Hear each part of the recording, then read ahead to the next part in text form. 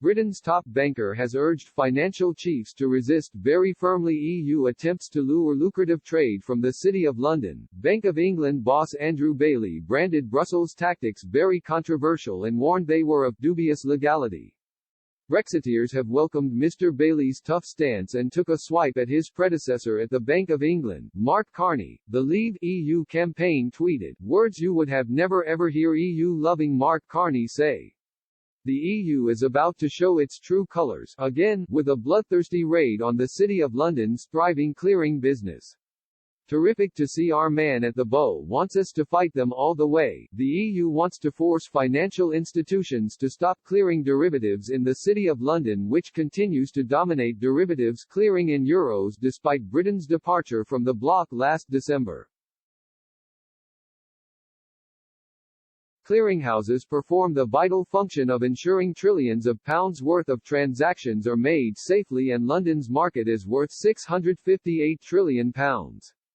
Brussels is now drawing up plans to ensure the euro-dominated business takes place in the EU despite severe doubts it has the infrastructure or capacity to do so within its scattered network of smaller financial centres such as Dublin, Paris and Frankfurt.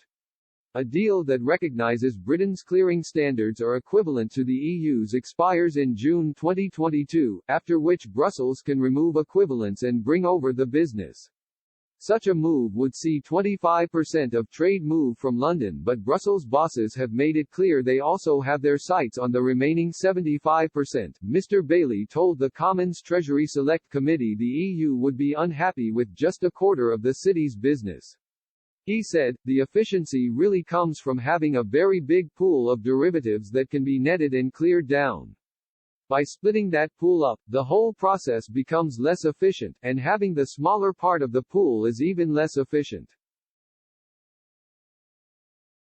And he warned Brussels was planning aggressive new rules which would see financial institutions operating in Britain faced with extraterritorial legislation and penalties obliging them to move across the channel. He said, to get that by fiat would require something very controversial such as an attempt at extraterritorial legislation, or an attempt to force or cajole banks and dealers to say there will be some other penalty for you unless you move this clearing activity into the Eurozone. Quite bluntly, that would be highly controversial and it would be something we would have to and want to resist very firmly. City of London chiefs have already warned Brussels is gaining the upper hand in negotiations over the amount of access the square mile will be given to the European market, with one expert claiming he sees no likelihood of an equivalence deal. The UK has yet to be granted the equivalent status on financial services regulation that would free up trade because the EU says it needs more information about Britain's intentions to diverge from the bloc's rules.